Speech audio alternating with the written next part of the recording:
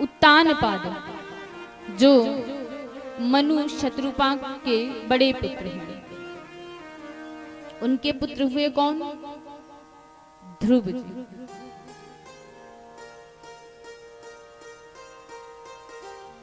और उत्तम विवाह किससे हुआ? सुनीति और सुरुचि। देखिए, सुनीति और सुरुचि मतलब हमारे पास भी हम खुद ही उत्तानपाद हैं। आप मानिए अपने आप को, हम खुद ही उत्तानपाद हैं। हमारे पास भी दो रानियां हैं, सुनीति और सुरुचि। सुनीति कौन? हमारी बुद्धि। और सुरुचि कौन? हमारा ये मन जो हमेशा षड्यंत्र ही कराता है। लेकिन बुद्धि षड्यंत्र नहीं कराती है। आप कुछ गलत कार्य जब करने चलते हैं ना, तो बुद्धि तुरंत अपनी नीति लगाती है, भैया ये गलत है। मन कहता है कर डाल, देखा जाएगा जो होगा, और हम लोग कर देते हैं। इसे कहते हैं सुरुचि। और जो रोके वो हुई सुनीति। तो उत्तानपाद महाराज को दो रानियां, एक सुनीति दूसरी सुरुचि। पुत्र भी दो।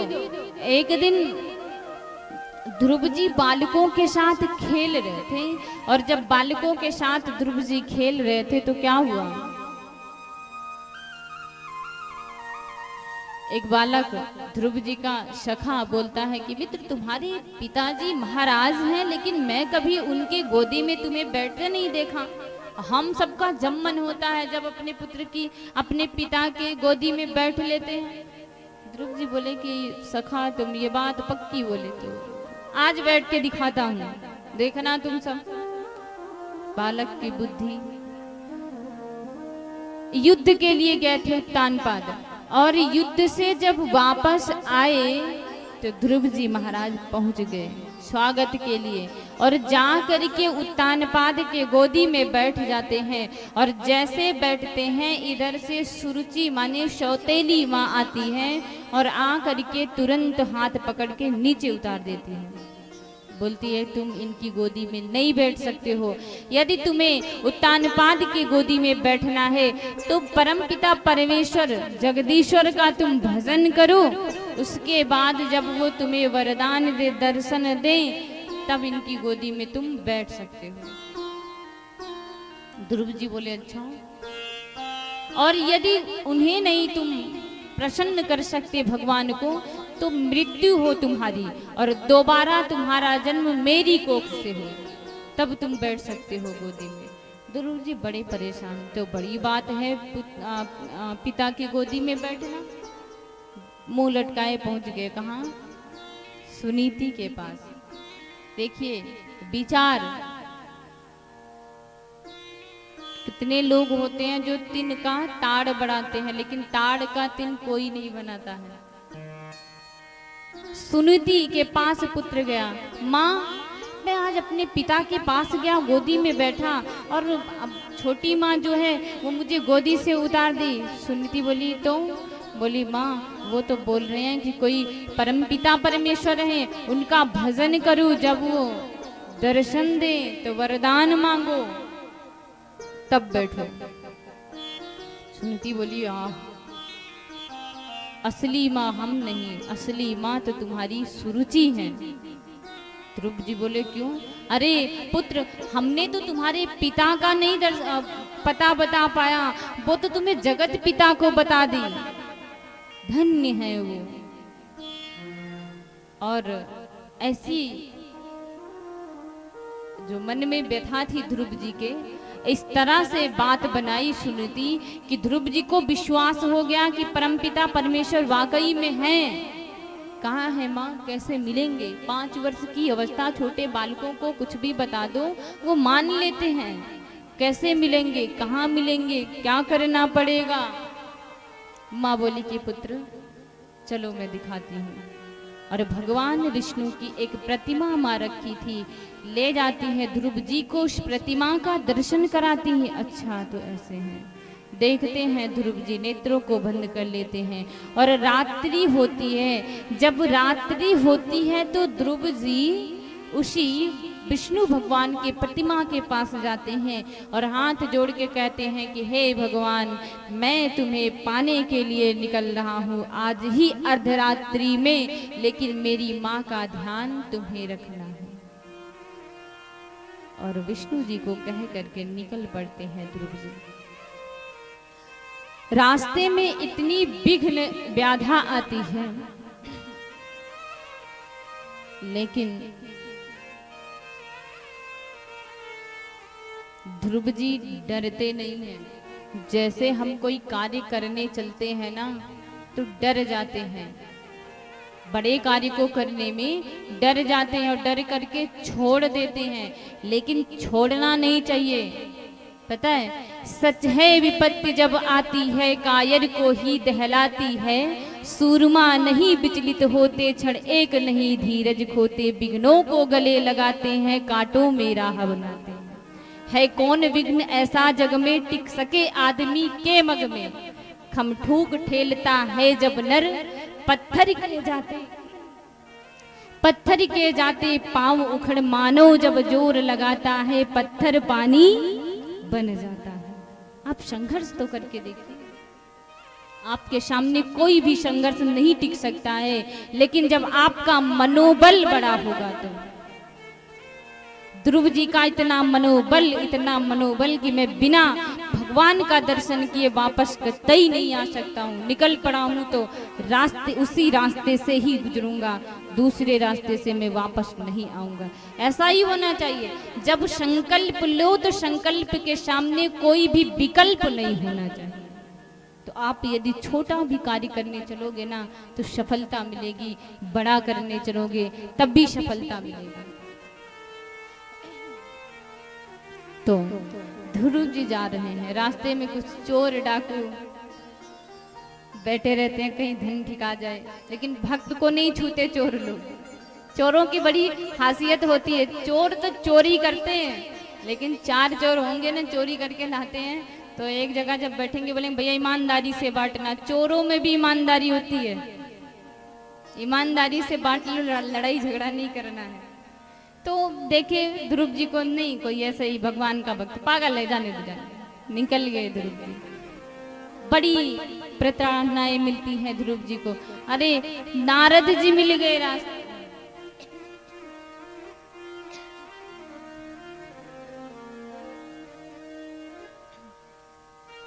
जब नारद जी मिले तो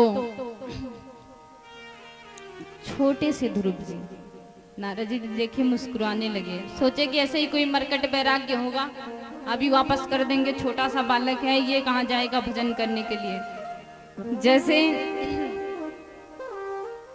एक बार एक पुत्र था, उसके पिता से झगड़ा हुई। झगड़ा क्यों हुई पता है? हमारे जो भाई लोग होते हैं पिता को बहुत परेशान करते हैं, छोटे से नहीं, जब विवाह हो जाता है उसके बाद, ठीक, वो प्रतिदिन अपने पिता से लड़ाई करता, प्रतिदिन। और पिता बड़ा गरीब, बोलता कि मुझे मोटरसाइकिल दिला दो, मुझे गाड़ी चाहिए, मुझे गाड़ी चाहिए। पिता बोलता पुत्र नहीं है, कहाँ से दिला दो, नहीं है। तो नाराज हो गया, बोला ऐसी गृहस्थी में रह करके हम करेंगे ही क्या, मुझे नहीं रहना, मैं जा रहा हूँ घर से बाहर।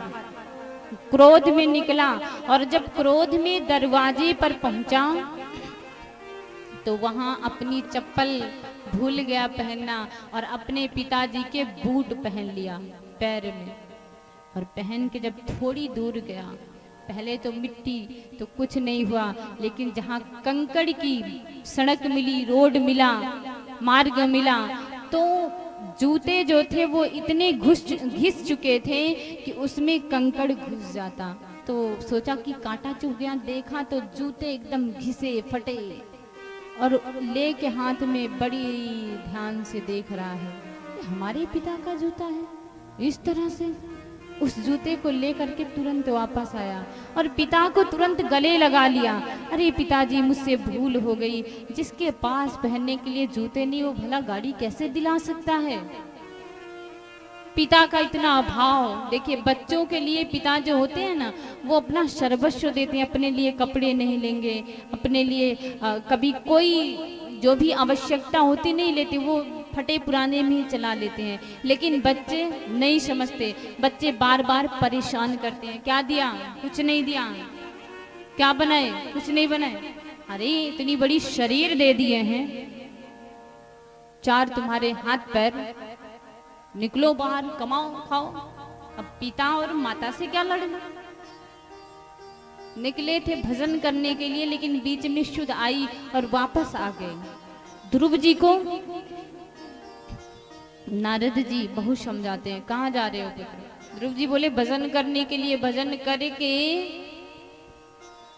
परम पिता परमेश्वर का दर्शन करके वापस आऊंगा।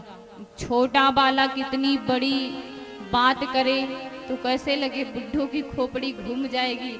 नारद जी की खोपड़ी घूम गई। नारद जी बोले वो ऐसे नहीं मिलेंगे, यहाँ नहीं रहते, वो क्षीर सागर में रहते हैं, ऐसे नहीं मिलने वाले हैं। हजारों हजार वर्ष से कितने महात्मा संत सन्यासी तपस्या करते हैं, जब तो दर्शन देते नहीं है, तुमको देंगे। ध्रुव जी बोले बाबा ऐसा है, कुछ भी हो, मुझे तो दर्शन करना है, वापस नहीं जाना है, चाहे मेरे प्राण निकल जाएं। संकल्प, वापस नहीं आए। नारद जी देखे बालक चला गया आगे, इतना बोल के फिर दौड़े नारद जी, ले अरे इसको मैं अपना शिष्य बना लेता हूँ, और जब शिष्य बना लूंगा तो मेरा भी नाम होगा, इसके साथ मेरा भी नाम गाया जाएगा। और द्वादशाक्षर मंत्र नारद जी ध्रुव जी को देते हैं, और नारद जी जिसके भी गुरु बने उसे भगवान का दर्शन हुआ। द्वादशाक्षर मंत्र देते हैं, बोलते हैं पुत्र इसी मंत्र का तुम सतत चिंतन जब करोगे तो तुम्हें अवश्य परमपिता परमेश्वर आएंगे और दर्शन देंगे। नारद जी जैसा गुरु यदि कोई मिल जाए तो भगवान को पाना बड़ा सरल हो जाता है।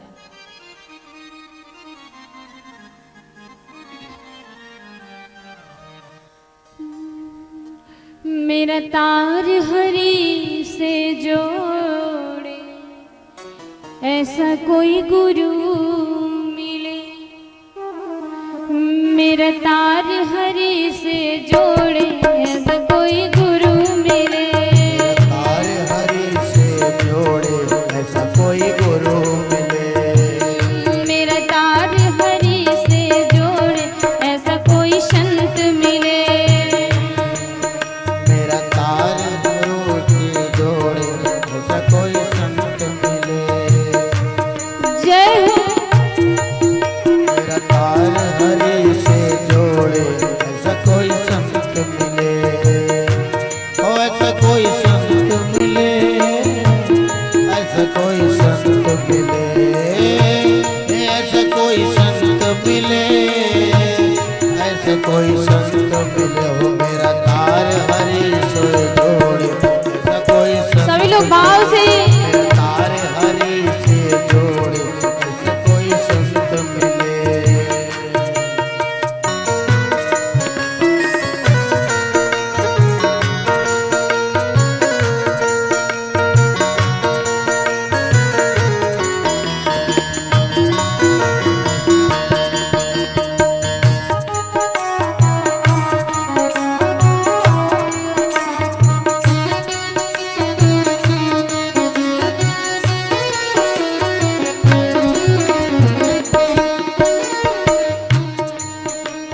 संत दरस के बड़े महात्म, दरस के बड़े महात्म, संत दरस के बड़े महात्म, संत दरस के बड़े महात्म, दुर्लभ जग में संत समागम, दुर्लभ जग में संत समागम, दुर्लभ जग में संत समागम, दुर्लभ जग में संत समागम, दुर्लभ जग में संत समागम, दुर्लभ जग में संत समागम। हो मुझे सदगुण, मुझे सदगुण दे दे थोड़े ऐसा कोई संत मिले, ऐसा कोई संत मिले। हो मेरा मुझे सदगुण दे दे थोड़े ऐसा कोई संत मिले, मुझे सतगुण दे दे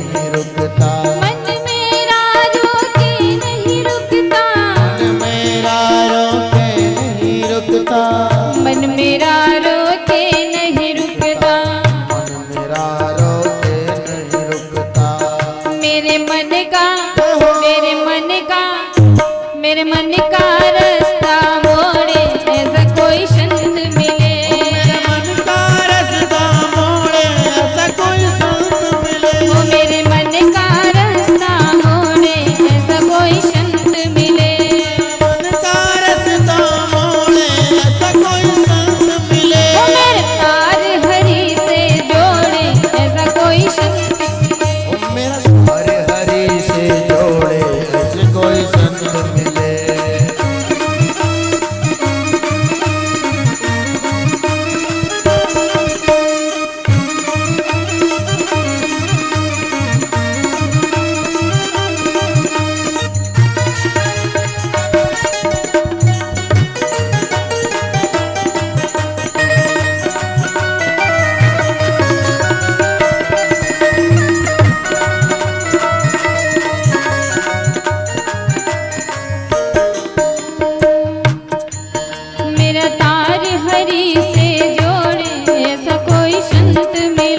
मेरा तार हरि से जोड़े ऐसा कोई संत मिले। मेरा तार हरि से जोड़े ऐसा कोई संत मिले। मेरा तार हरि से जोड़े ऐसा कोई संत मिले। मेरा तार हरि से जोड़े ऐसा कोई संत मिले। मेरा तार हरि से जोड़े ऐसा कोई संत मिले। मेरा तार हरि से जोड़े ऐसा कोई संत मिले। ओ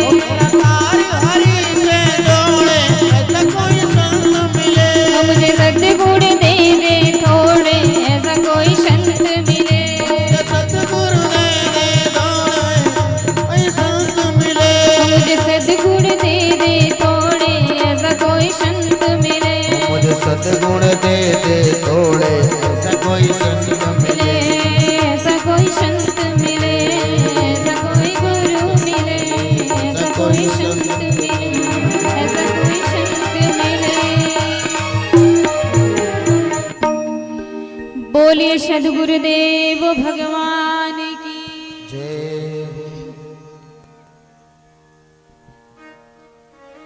पता है, लगा लीजिए 5 साल का बालक जयकारा लगा रहा है, कितनी तेज की आवाज और स्वर में। और हम सब कुछ तो 80 साल के, कुछ 40, कुछ 50, कुछ 35, 30, 20 सब भरे हैं, लेकिन कोई की आवाज नहीं।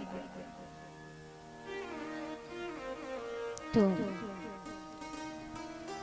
ध्रुव जी महाराज जाते हैं मधुबन में, यानी वृंदावन में मधुबन है।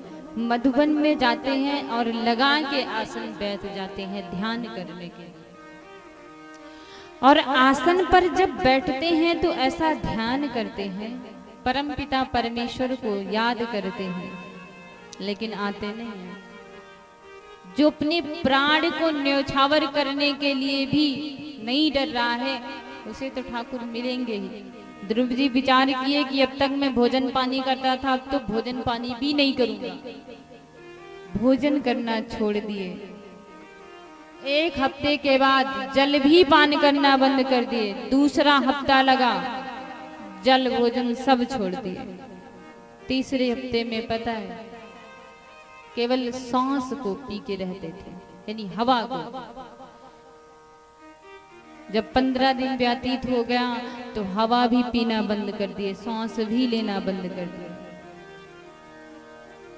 भगवान देख रहे हैं ध्रुव जी को, इतनी बड़ी तपस्या और 5 वर्ष का, वाह क्या मन है, क्या हृदय है इसका, जो अडिग है। अभी तक कोई हिला नहीं पाया, कोई भटका नहीं पाया।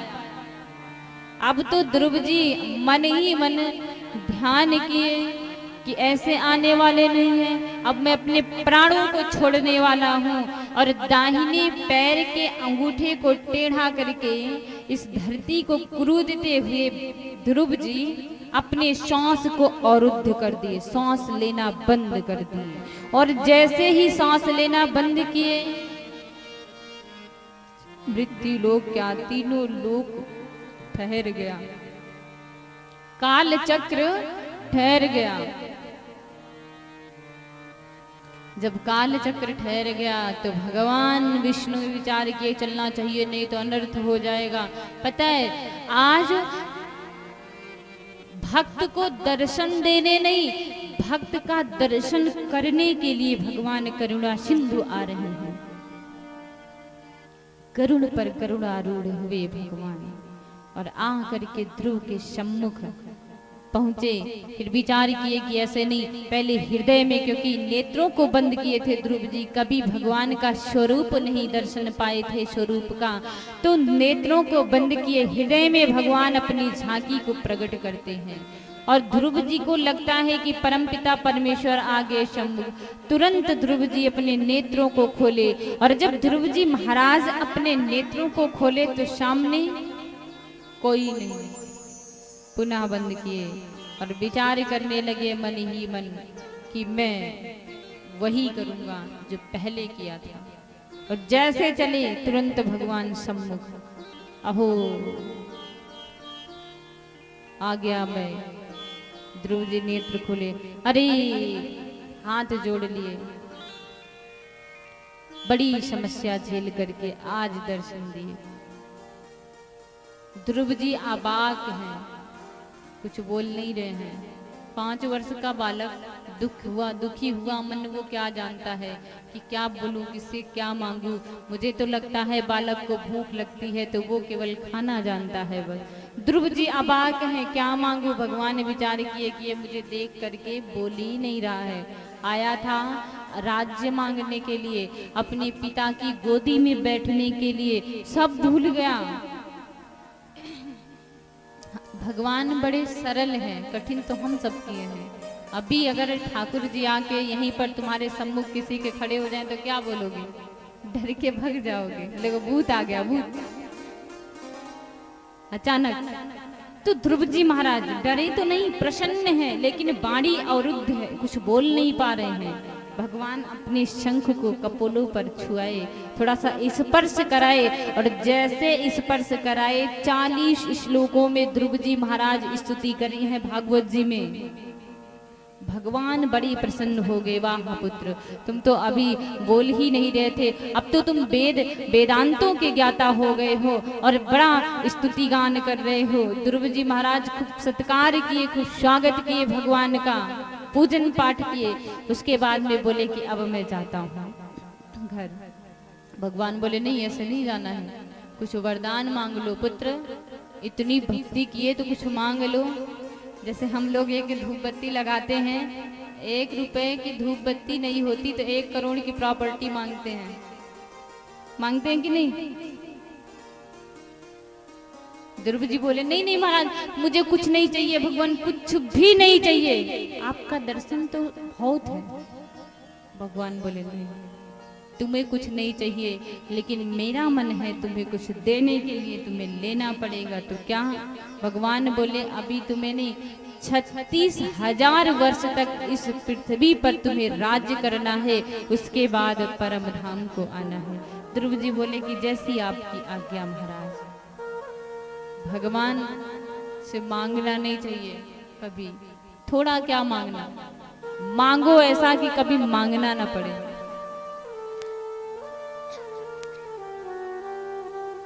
ध्रुव जी महाराज समय आता है, पता है भगवान के भक्त के लिए तो मृत्यु भी नहीं हिम्मत बनाती कि कैसे ले चलूं, वो भी विचार करती है।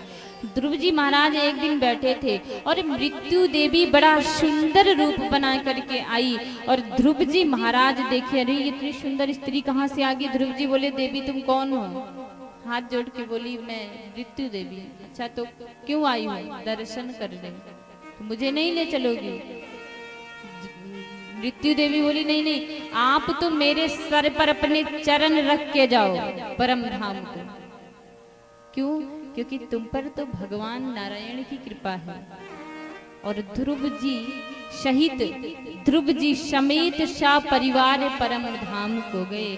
जिसके परिवार में एक भक्त जन्म ले लेता है, उसका जितना वो कहते हैं ना हमारा खून है, जहाँ तक ब्लड रिलेशन होता है, सबको कृतार्थ करते हैं भक्त और संत। किसी की फैमिली में एक भी हो गए तो भगवान इतना करुणा बरसाते हैं, पूरा परिवार परम धाम को गया। मैया सुरुचि भी गई, ऐसा नहीं कि सुरुचि जो है घृणा करी थी तो उन्हें नहीं भगवान मुक्ति दिए। नहीं, भेदभाव नहीं है, कोई भाव लेकर के भगवान के पास जाए।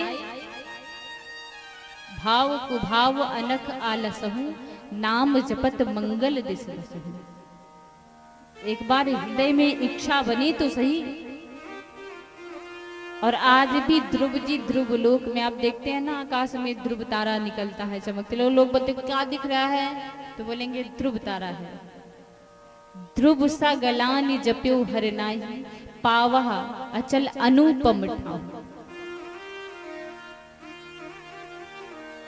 मनु महाराज की पुत्री थी कौन? आकुति देवी।